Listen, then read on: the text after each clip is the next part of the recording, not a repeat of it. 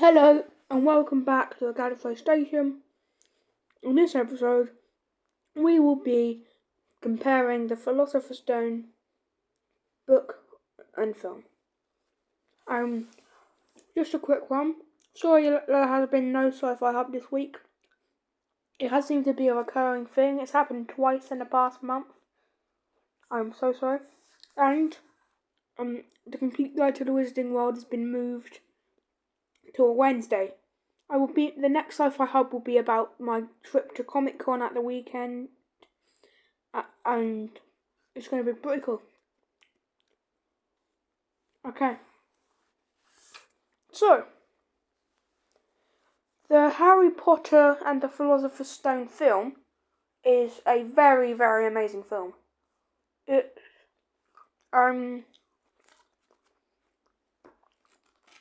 It's sort of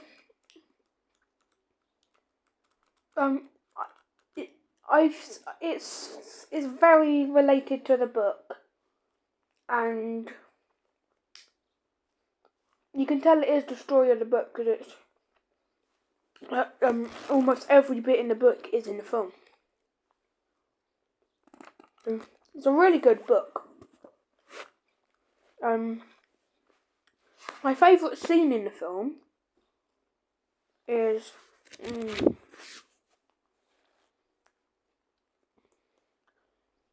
I would say it was the Hogwarts Express scene, because that is a really good scene.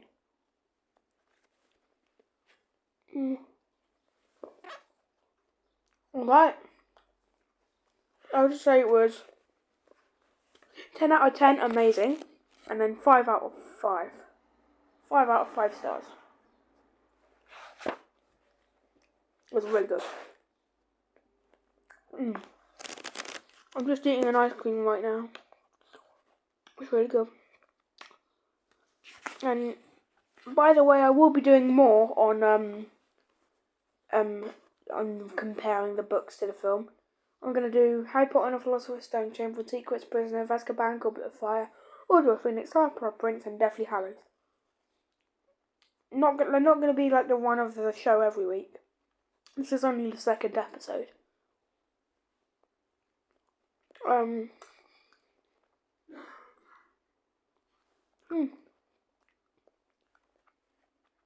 You can get Harry Potter and the Philosopher's Stone in Welsh, Ancient Greek and Irish. And in Latin, you can get the Philosopher's Stone and Chamber of Secrets. You can also get Fantastic Beasts and Where to Find Them, which I'll probably do comparing to, Quidditch Through the Ages, and Tales of Beedle the Bard. I really want to get Quidditch Through the Ages, because it looks pretty cool.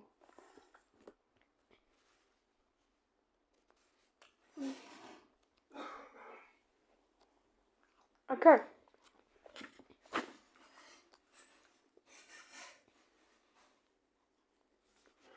I would say that it is time to review the books. The book. Alright, the book is a very good, and it is I would say it's one of this series of books is one of the most sentimental things for me. So I am going to read you the first chapter. Mr. and Mrs. Dursley of number 4 Privet Drive were proud to say that they were perfectly normal, thank you very much. They were the last people you'd expect to be involved in anything strange or mysterious, because they just didn't hold with such nonsense. Mr. Dursley was the director of a firm called Grunnings, which made drills. He was a big, beefy man with hardly any neck, although he did have a very large moustache. Mr. Dursley was thin and blonde, and had nearly twice the usual amount of neck, which came in very useful as she spent so much of her time craning over garden fences, spying on the neighbours. The Dursleys had a small son called Dudley. In their opinion, there was no finer boy anywhere. I just got to say, Miss Vernon Dursley is meant to be skinny and blonde. Yeah, it's not how it turned out in the film, is it? The Dursleys had everything they wanted, but they also had a secret, their greatest fear that somebody would discover it. They didn't think they could bear it if anyone found out about the Potters. Mrs. Potter was Mrs. Dursley's sister, but they hadn't met for several years. In fact, Mrs. Dursley pretended that she didn't have a sister, because her sister and her good-for-nothing husband were as un-Dursleyish as it was possible to be. The Dursleys shuddered to think what the neighbours would say if the Potters arrived in the street. The Dursleys knew that the Potters had a small son too, but they had never ever seen him. This boy was another good reason for keeping the Potters away. They didn't want Dudley mixing with a child like that. When Mr. and Mrs. Dursley woke up on the dull grey Tuesday, our story starts. There's nothing about a kaleidoscope to suggest that strange and mysterious things would soon be happening all over the country. Mr. Dursley hummed as he picked out his most boring tie for work, and Miss Dursley gossiped away. Happily she wrestled a screaming Dudley into his high chair. None of them noticed the lights tawny old owl flutter past the window. At 8:30, Mr. Dursley picked up his briefcase, pecked Mrs. Dursley, and tried to peck Dudley, but he couldn't because he was now having a tantrum. It's something like that. I just read it and then just told that to you.